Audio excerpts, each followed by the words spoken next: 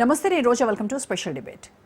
ఎక్కడో స్విచ్ చేస్తే ఇంకెక్కడో బల్బ్ వెలుగుతుందని చాలా విషయాల్లో మనం చాలాసార్లు చెప్పుకుంటూనే ఉంటాం. తాజాగా అమెరికా అధ్యక్షుడు ఇండియాపై 50% సుంకాలు వేయడానికి కారణాన్ని చెప్పిన తీరు చూస్తే మైండ్ బ్లాంక్ అవుతుంది.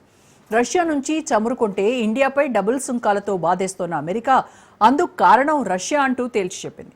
తాజాగా ఫాక్స్ న్యూస్కు ఇచ్చిన ఇంటర్వ్యూలో అమెరికా అధ్యక్షుడు డొనాల్డ్ ట్రంప్ కీలక వ్యాఖ్యలు చేశాడు.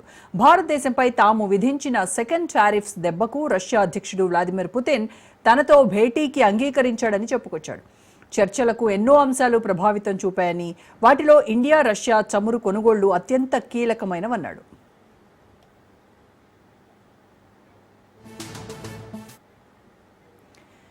భారతదేశంపై అమెరికా విధించిన సెకండ్ టారిఫ్స్ ముఖ్యంగా రష్యా నుంచి చమురు కొనుగోలు చేయడం వల్ల వాటిని తొలగించాయన్నారు. ఈ నెల ప్రారంభంలో ఇండియా రష్యా చమురు కొనుగోలును కొనసాగించడంపై భారత వస్తువులపై ట్రంప్ భారీ సుంకాలను విధించాడు.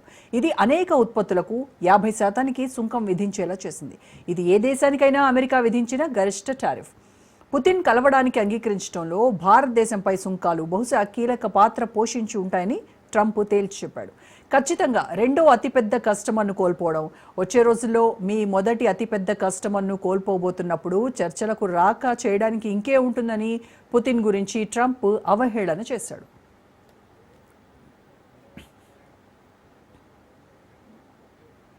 ఇటీవలి కాలంలో చైనాతో వ్యూహాత్మక పోటీలో భారతదేశం అమెరికాకు కీలక భాగస్వామిగా ఉంటున్నప్పటికీ అమెరికా వాణిజ్య మిగులు, రష్యాతో సన్నిహిత సంబంధాలు ఇండియా విషయంలో 50% టారిఫ్స్ విధించడానికి కారణమయ్యాయి. ట్రంప్ ఉక్రెయిన్తో శాంతి ఒప్పందానికి అంగీకరించడానికి ఒత్తిడి తీసుకురావాలని ప్రయత్నిస్తున్నారన్నారు. సుంకాల దాడిలో ఇండియాను ప్రధాన లక్ష్యంగా చేసుకుంటే యుక్రెయిన్ యుద్ధానికి ముగింపు పలకొచ్చన్న అభిప్రాయంలో ట్రంప్ ఉన్నాడు. అయితే అమెరికా సుంకాలను అన్యాయమని, అసమంజసమైనవని ఇండియా మండిపడుతోంది. ఇలాంటి కారణం లేకుండా ఇండియాపై సుంకాలు వేయడం ఇదేం పద్ధతని ఫైర్ అయింది.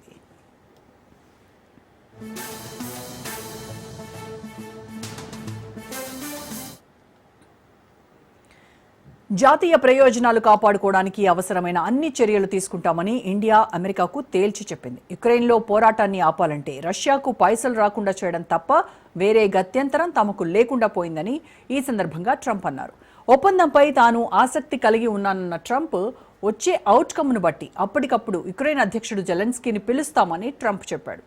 అలస్కా శిఖరాగ్ర సమావేశం ప్రధాన లక్ష్యం జెలెన్స్కీతో రెండో సమావేశాన్ని ఏర్పాటు చేసి యుద్ధాన్ని ఆపడమేనని అమెరికా అంటోంది. ఈ సంవత్సరం ఇప్పటి వరకు తాను 6 యుద్ధాలు ఆపానని ట్రంప్ బడాయిపోయాడు.